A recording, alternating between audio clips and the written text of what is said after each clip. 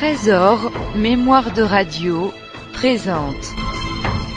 13 mémoire de radio, presente. 13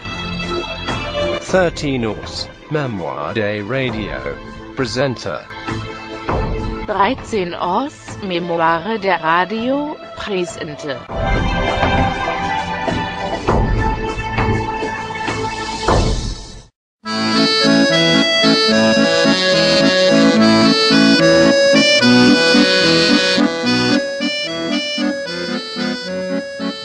Vive la mariée!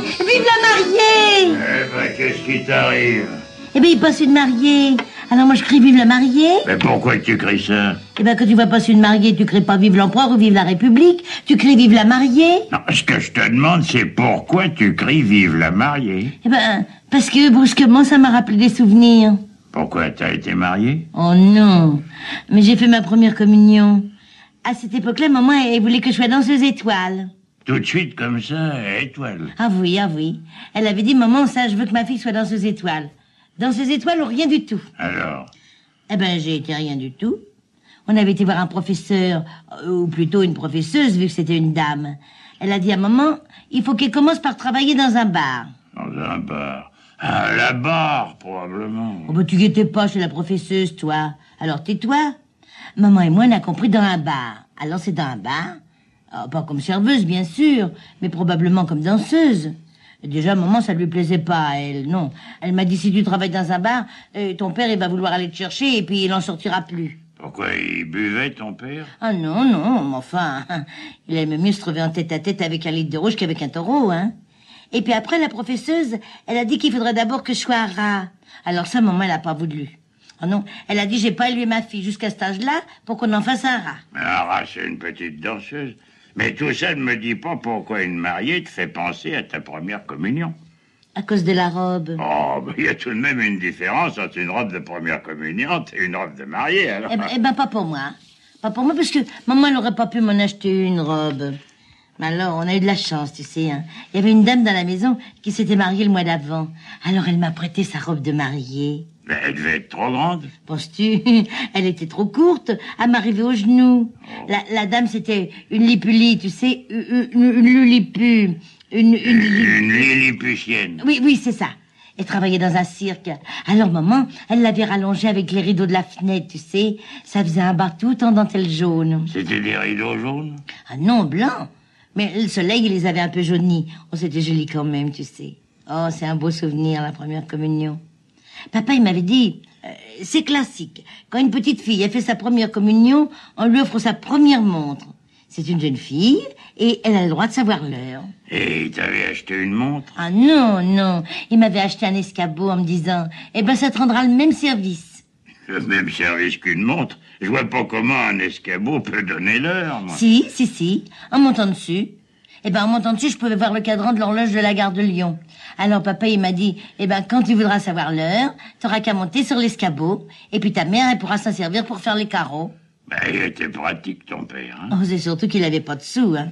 Oh, mais j'ai pas eu que ça, hein. Il y a une autre dame de la maison qui était ouvreuse dans un cinéma. Alors, l'après-midi, elle m'a emmenée avec elle. Et puis, dans ce temps-là, mon vieux, tu sais, les cinémas, c'était pas comme maintenant, hein. On en avait pour ses sous. Pas moi, puisque j'avais pas payé. Mais il y avait 3 films dans la même séance. Oh, je m'en souviens comme si c'était hier, hein. D'abord, j'y suis jamais retournée depuis au cinéma. Alors, ces 3 films-là, alors, je me rappelle. Oh, je pourrais te les raconter. Tu veux que je te les raconte? Oh, je veux bien. Bon, eh bien, écoute, alors, attends. Le premier film, c'était un film de coffre-bois. Le deuxième, de gangster, hein. Et puis le troisième, oh, c'était du sentiment. Par lequel que tu veux que je commence? Ben, commence par le premier. Hein? Bon, alors par les coffres-bois, hein. Oui. Bon, alors, attends. Les coffres-bois, ça se passe à la campagne. Il y a 2 gars qui discutent avec des pantalons pleins de poils. Ils discutent avec des pantalons? Oh non, ils discutent entre eux. Ils ont des pantalons pleins de poils, enfin des espèces de Canadiennes qui auraient le poil à l'extérieur, et puis qui seraient des pantalons. Tu vois ce que je veux dire? Oui, je vois. Alors, tu me suis, hein? Oui. Il y en a un qui a acheté un billet de la loterie nationale, et puis l'autre qui veut qu'il lui vende. Il y a une loterie nationale aussi en Amérique? Oh ben, probable. Alors, il y dit comme ça, tu me vas vendre ta tranche. Oh, je sais pas, ça doit être ton ranch, ta ferme, quoi. Oh, dis, c'est toi ou moi qui a été au cinéma? Bon, alors, l'autre, il veut pas y vendre sa tranche. Vous me paierez pas, qui dit. Alors, il se fâche, tu sais, forcément. Ils se battent, hein. Il y en a un qui sort son revolver. Et il tue l'autre. Ah bah non, pas tout de suite. Sans ça, le film, il serait fini. Alors, faut jamais tuer les gens au début. Il sort son revolver et puis il dit, si tu te tires pas, c'est moi qui tire. C'est celui qui veut pas vendre qui dit ça. Bien sûr. Alors, l'autre, il s'en va, mais il est pas content, hein. Ça s'explique. Ah oui, c'est pas des procédés, quand Alors, même. il dit comme ça, je vais me venger. Je reviendrai quand je serai plusieurs. Et puis alors, il va voir des gens en solde. En solde. Des occasions? Mais non, écoute, tu comprends rien, toi. Des gars qui payent. Eh ben, des gars qui payent, ça s'appelle des gars en solde. Et puis alors, il leur explique ce qu'il faut faire. Alors, les gars, ils partent en auto. Et puis, ils cambriolent la banque. La banque de qui? Ah non. Ah non, attends, non, là, je mélange. C'est le deuxième film. Non, les gars, ils partent à cheval, et puis ils font arrêter le train. Tu vois? Oui, ils voulaient prendre le train, et puis on veut pas d'eux à cause des chevaux. Mais non, écoute, m'interromps pas tout le temps. Ils arrêtent le train, ils cherchent dans les wagons, ils trouvent une jeune fille. C'est la fille du propriétaire de la tranche. Il la bâillonne, il l'emmène dans la montagne. C'est joli, hein? Oui, et le train? Ah bah, le train, on s'en occupe plus, non, il a dû repartir. Alors, le père, on lui apprend que sa fille a été enlevée par les gangsters. C'est le deuxième film, alors. Ça. Ah non, c'est le premier. Des gangsters, des bandits à cheval. Alors, le père, il se met en route. Il saute sur son cheval, du 3e étage, et puis vling, le voilà parti. Le jeune homme qui aimait la jeune fille, il s'en va aussi. Ben, il reste plus personne, quoi. Tu m'avais pas dit que tu avais un jeune homme. Mais si! Il avait rencontré la jeune fille au bal. Ah non, attends. Non, là tu me pousses. Non, non, c'est pas ça, c'est le 3e film, ça. Oh, je sais pas qu'il l'avait connu. Mais enfin, ils étaient fiancés en tous les cas, hein. Ouais. Alors, tu me suis. Ils partent à cheval pour retrouver la jeune fille. Elle est blonde et bâillonnée. Le bandit, il téléphone au père et il dit, si tu me vends pas ta tranche, ta fille mourra. Ah, s'il était parti, le père, il a pas eu la communication. Mais il l'a eu avant de partir. Le père et le fiancé, ils courent sur leurs chevaux, mais les autres, ils avaient été prévenus, et ils les attendent dans la forêt.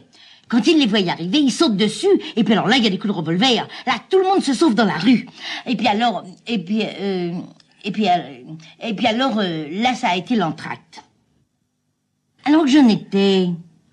Ah oui. Tout le monde se sauve dans la rue, Bah, hein. tout à l'heure, tu m'as dit dans la forêt. Dans Ou une enfin, forêt, il n'y a pas de rue. Oui, t'as raison, enfin. La rue, c'était dans le 2e film. Ils mettent les bandits en fuite, seulement alors le père, il a été blessé. Alors il dit au jeune homme... Va chercher le médecin. Non, va sauver ma fille. Le jeune homme remonte à cheval et le voilà reparti. Il arrive près de l'endroit où la jeune fille, elle est emprisonnée. Et il fait sauver les chevaux pour que les autres, ils puissent pas courir après lui. Oh, c'était un malin. Bah, forcément, hein. Il bigorne les 4 ou 5 gars qui gardaient la jeune fille, et il l'emporte. Il prend sa voiture, et puis, ils s'en vont. Il avait aussi une voiture. Bah, et son cheval, qu'est-ce qu'il en fait, alors? Ah oui, t'as raison. Le jeune homme qui enlève la jeune fille en voiture, c'est dans le 3e film. Oui, dans le premier, il l'emmène sur son cheval. Mais alors, les autres, ils courent après eux. À pied? Non, pas à pied, à cheval. Ah, tu m'as dit qu'il les avait fait sauver, les chevaux. Ah oui, tiens. Oui, alors, avec quoi qu'ils courent après eux? Oh, bah, ça doit être avec d'autres chevaux, hein. Moi, je sais plus. Enfin, tout ce que je sais, c'est qu'ils courent après. Et puis, au moment que le jeune homme et la jeune fille vont être pris, ils vont se cacher dans une maison isolée et ils se barricadent. La police arrive avec des gaz crimogènes. Ils veulent essayer de les faire sortir. La police, mais ils avaient rien fait de mal. Non. Ah non, je me trompe. Non, c'est dans le 2e film que la police vient avec des gaz crimogènes. Oh, tu mélanges tout. Alors. Oui, alors, attends que je m'en prenne. Oui, ils sont barricadés. Alors, le jeune homme, il a son revolver, et puis les autres, ils sortent de la maison. Alors, le jeune homme, il tire sans arrêt, là. Avec sa mitraillette. C'est un revolver ou une mitraillette qu'il a? C'est un revolver, seulement il tire tellement vite qu'on dirait une mitraillette. À moins que la mitraillette, ça soit dans le 2e film. Oui, enfin, en tout cas, il tire beaucoup de fois, hein. Mais alors, les bandits... Tu comprends, oui? Oui. Bon, alors les bandits, ils avancent près de la maison, ils vont faire sauter la porte. Le jeune homme, il est assis au pied de la jeune fille et il chante une chanson d'amour en s'accompagnant à la mandoline. Ah, c'était pour le moment. Bah, c'est bien ce que j'ai dit, mais c'est comme ça, hein. À moins que ce soit dans le 3e film que le jeune homme, il chante une chanson d'amour. Quoi qu'il en soit, le père qui avait été tué par les bandits, il revient. Alors, il avait pas été tué? Mais si! Mais pas complètement, quoi, il se réveille. Il va sur le bord de la route, et puis il fait du cheval stop. Le cheval, stop. Eh ben oui, il passe un cheval. Alors il lui demande de l'emmener. Au cheval? Oh ben non, au gars qui est sur le cheval. Ah, tu me dis pas c'est un cheval, tu me dis pas qu'il y avait quelqu'un dessus. Bah quand on dit il passe une auto, on dit pas qu'il y a des gens dedans. Alors le gars qui était sur le cheval, c'était Monsieur Yves, un ami à lui. Monsieur Yves. Oui, puisque quand il le voit, il fait « Oh, shérif !» C'était un copain. Alors ce shérif lui dit « Quoi que vous voulez ?» Alors le père, il explique la chose. Et puis Monsieur Yves, qui était justement le commissaire de police du quartier, il lui dit « Eh ben, on va aller voir ça. » Il appelle ses agents qui arrivent sur des motocyclettes en jouant de la sirène. Hein? Ah non. Non, ça c'est le deuxième film. Ils arrivent à cheval. Même qu'ils ont des têtes pareilles à celles des bandits. Ils n'ont pas d'uniforme. Moi je me demande comment ils font pour les reconnaître. Alors, Monsieur Yves, avec ses agents, ils s'en vont pour sauver le jeune homme et la jeune fille. Pendant ce temps-là, la mère essaye des robes dans une maison de couture. Ah non, laisse-moi réfléchir. Non, c'est dans le troisième film. Dans le premier, il n'y a pas de mère, non. Oui, alors c'est ça. Alors le shérif et le père, ils arrivent juste à temps. Mais il y a encore des coups de revolver, tu sais. Puis alors les bandits se sauvent, ils entrent dans la maison, ou qui trouvent les gars en train de faire sauter le coffre de la banque. La maison isolée, c'était une banque? Non, ça c'est le deuxième film. Ils trouvent la jeune fille qui allait boire du poison. Ah non, c'est pas ça non plus. Non, ça c'est le troisième film. Ils trouvent la jeune fille bâillonnée et ils la délivrent. Et le jeune homme? Il arrivait justement avec un bouquet. Il était plus dans la maison, alors? Mais si! C'est dans le troisième film qu'il apporte des fleurs. Alors, Monsieur Yves et ses agents, ils les délivrent, mais le père veut plus donner sa main à... Le père, tu comprends, il veut plus donner la main de sa fille au jeune homme, parce qu'il trouve qu'il a pas de situation. Ils étaient déjà fiancés, alors? Oui, c'est dans le troisième film que le père, il veut pas marier sa fille. Enfin, tout s'arrange et puis il se marie. À quel film? Bah, dans le premier, pardi. Ah bon, parce que tu mélanges tellement tout, toi. Oh bah, ça n'a pas d'importance, parce que dans le troisième film, le jeune homme, il a épousé aussi la jeune fille. C'était joli, hein? En plus, je raconte bien. Ah, ça oui, alors. Oui. Alors, le deuxième film, c'est des gangsters. Oui, ils attaquent la banque, tout le monde se sauve dans la rue, ils se barricadent dans la banque et la police arrive, hein? Oui. Tu connais ce film-là?